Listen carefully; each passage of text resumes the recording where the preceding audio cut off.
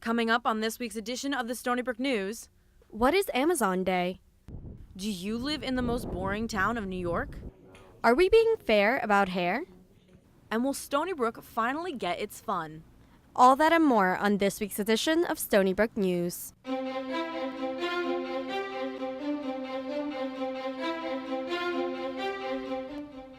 Good afternoon and welcome to this week's edition of the Stony Brook News. I'm Rachel Eiler. And I'm Rosemary Ann. College students across the country rely on Amazon for daily necessities. Now, Amazon is changing its terms to better cater to its customers in a new, eco-friendly way. Our reporter, Kira Dennehy, has the story.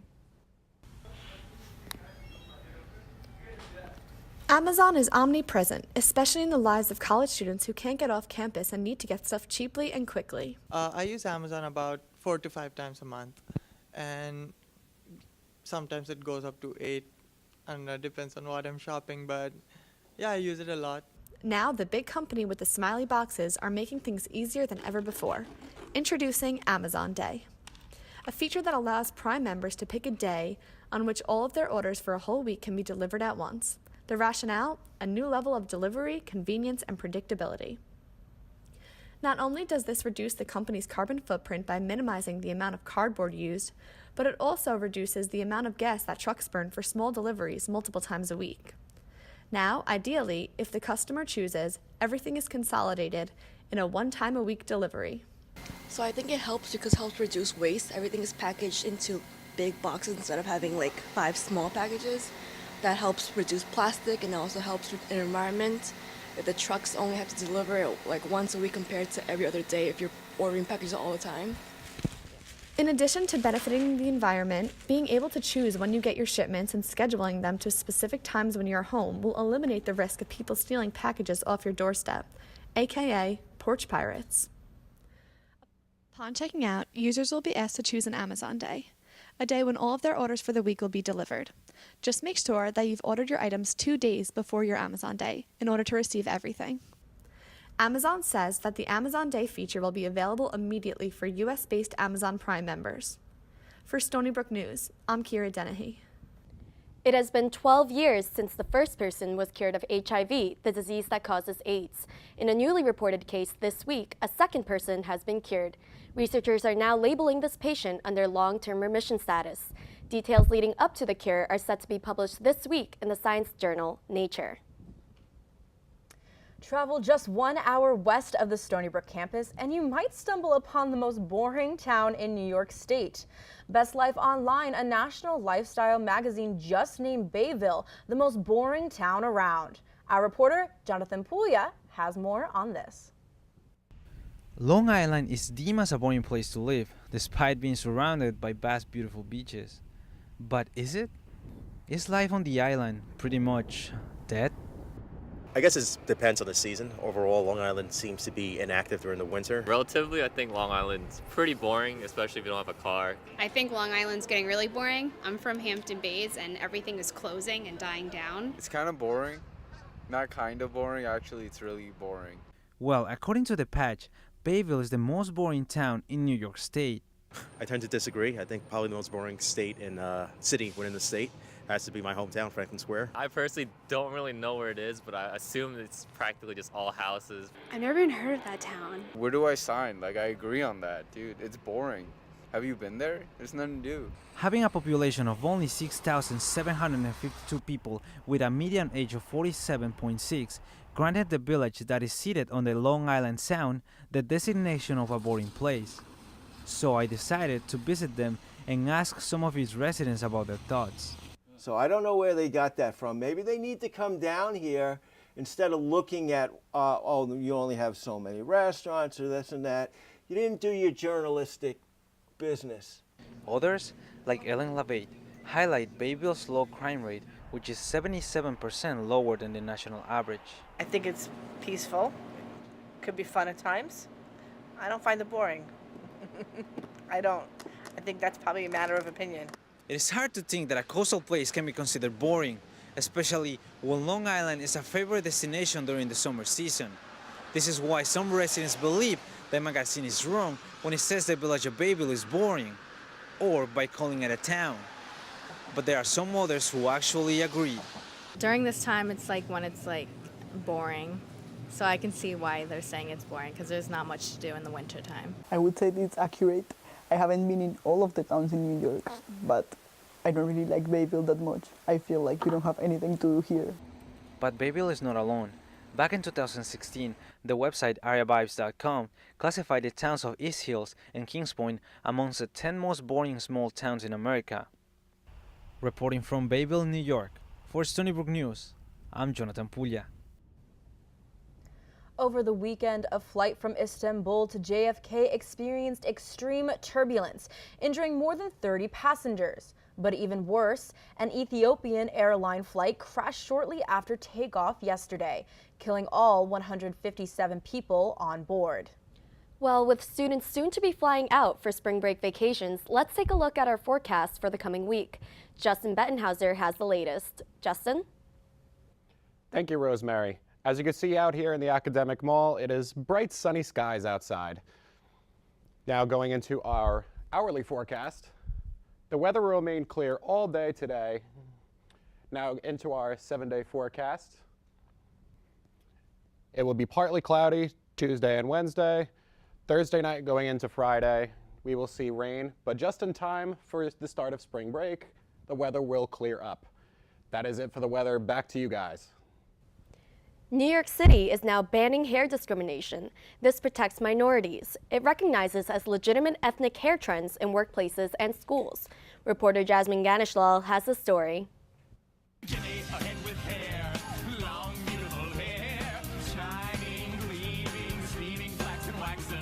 Hair.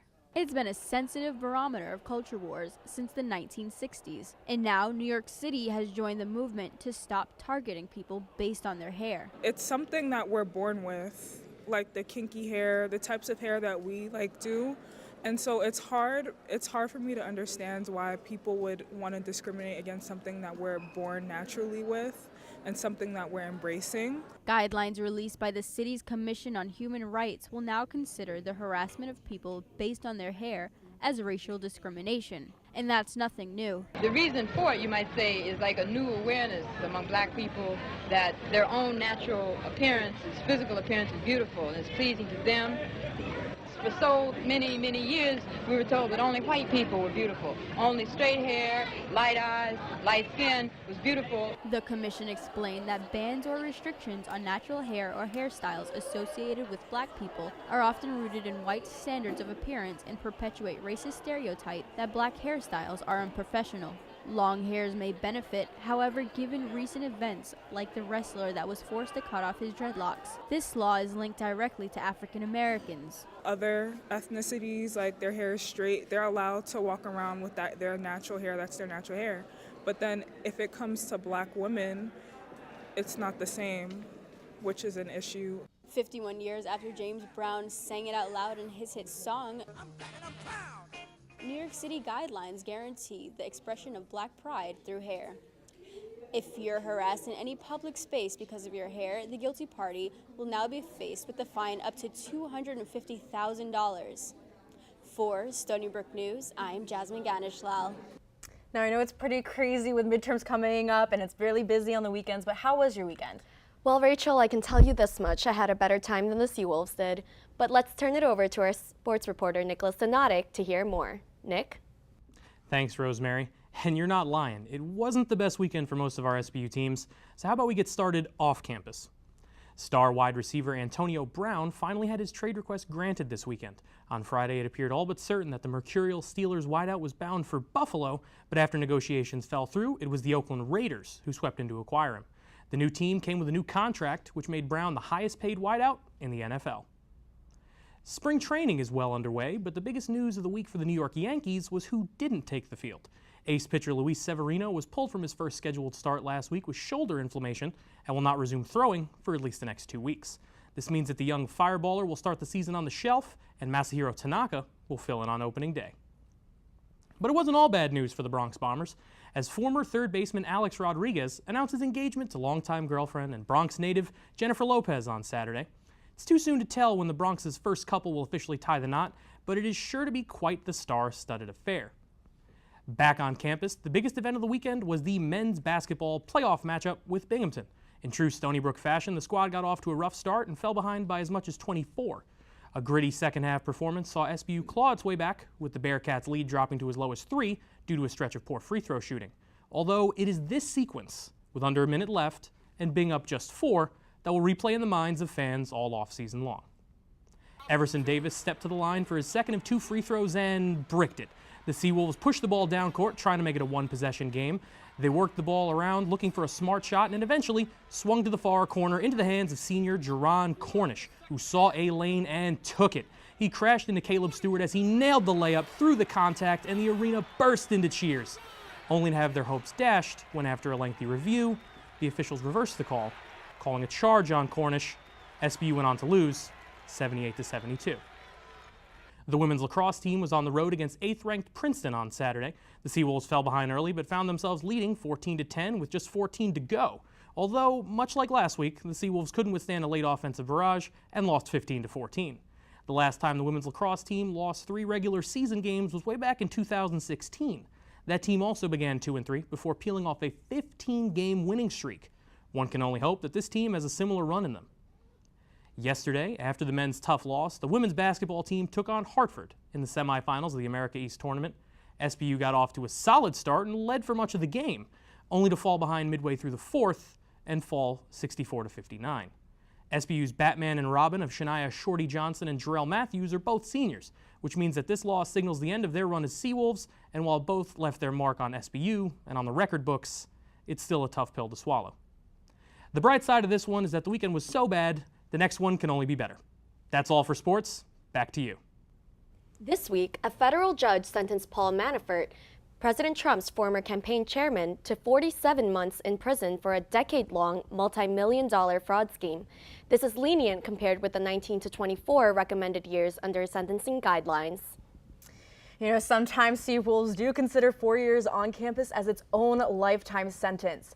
Usually campus life is pretty boring, but USG is working to change that. This year, they are bringing back the spring comedy show to campus. Jay Farrow is headlining, and Jim Lowe took a look. Yeah, that looks about right. It's a typical Sunday afternoon at Stony Brook University, but we should be expecting more this upcoming Wednesday. We wanted to bring back the comedy shows because we wanted to enhance the student life experience on campus.